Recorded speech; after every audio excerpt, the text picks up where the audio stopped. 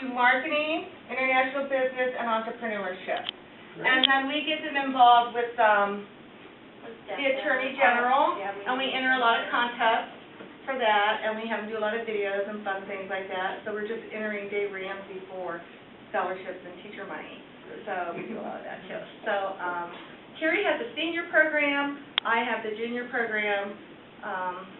So these are awesome young people, future voters of America, okay? Want to get their votes. It's one of those things where it's interesting to hear that we have all these great financial minds worrying about the stock market and how we're going to make our country better, because when I'm going to be retired, you're going to be the ones running this country, so I'll make sure it's all being run right. So it's nice to hear that you're involved in it.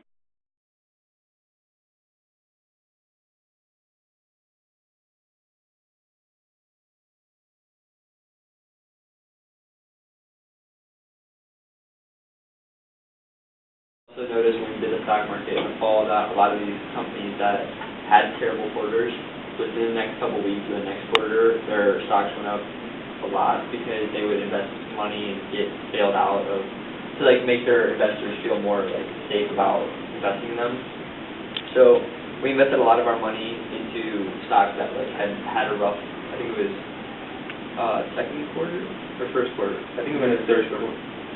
Third quarter. Was it? Okay, so we did that, and we like to use a bunch of justification when choosing our stocks.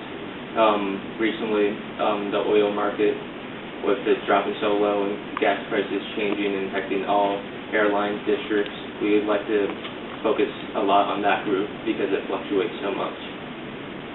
So we're not in the airline industry? Somewhat our opinions change during the events that happen in the upcoming days. Like when a bunch of viruses came out, like what was it called? Ebola. With that happening, a bunch of the airline districts prices went down from that one plane, and the one passenger had that whole controversy. And people don't really know how to judge that. So it can hurt a business, or it can make the business success of how they handle the situation. Sure. the fall, I saw a lot more drastic, like really lows and really high highs. So, for example, like the Nike stock went up from like, I think it was at least $71 to like $85 a share in like a matter of like a month, which is like almost 10%, it's more than 10%, which was a lot. It was a good investment for us. But yeah, going back to the Ebola thing, like the company that had been working on the Ebola virus, I remember we invested in it when it was like $16 a share, and then within a month after we invested, it was at the $30 a share, and then a month after that, when Ebola kind of succeeded and no one really like talked about it, it was down to like $8 a share, but we sold when it was high. So like just being able to recognize like things that happen in today's society, grasp the effects are like the stock market. I think it gives us an edge because I don't know like if kids really know that. I know like people that are investing real money into it, they understand that, but a lot of like the other people that we get into it, they don't really like take that into perspective, and they kind of just take stocks at random. So I think that's helped us a lot. I think recently, a company called Roca is a Microsoft, the managing of the website. But this was like 2 months back. So they manage the whole Microsoft website and how all the orders get through, and their deadline of their agreement with each other was coming up. And if Microsoft did not have this agreement, Microsoft would have plummeted a bunch because they would have no sales of any internet access through those sales. So we knew that a deal had been done because both companies' stocks were plummeting because of this deal.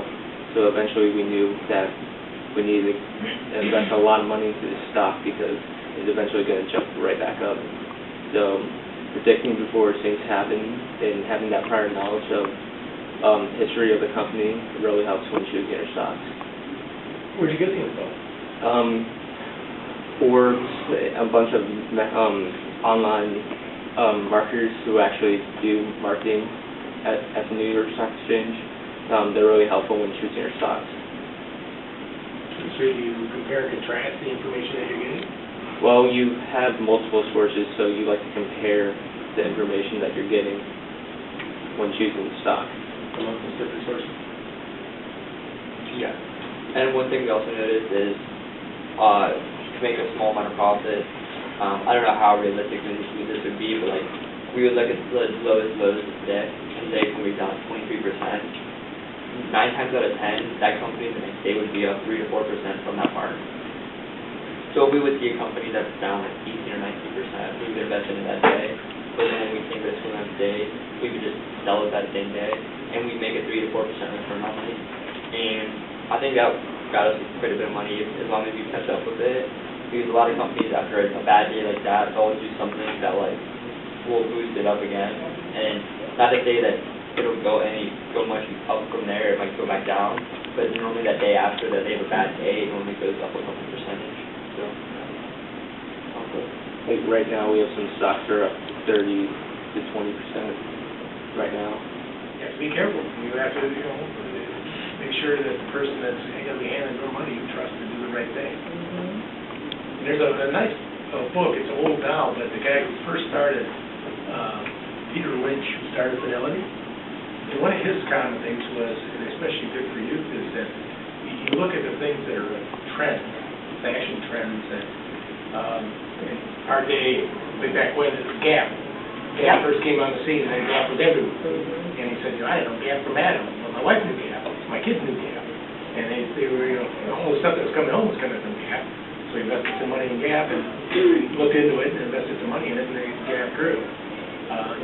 Back in those days, we had all these fast foods. There was McDonald's and Wendy's. I used to have money in Wendy's, and not only would it continually grow, it had a great dividend that went along with it, as well as a stock dividend.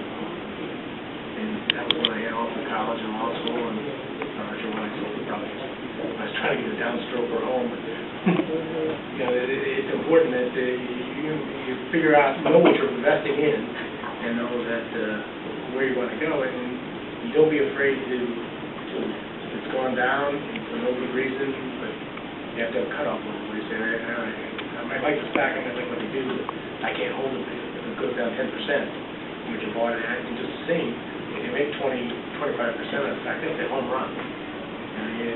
There was days that, as we lived through in the late 90s there in 2000, where it went back to what John D. Rockefeller said back in the 20s before the Depression, and I knew it was time to get out of the market when my cab driver was giving me stock picks.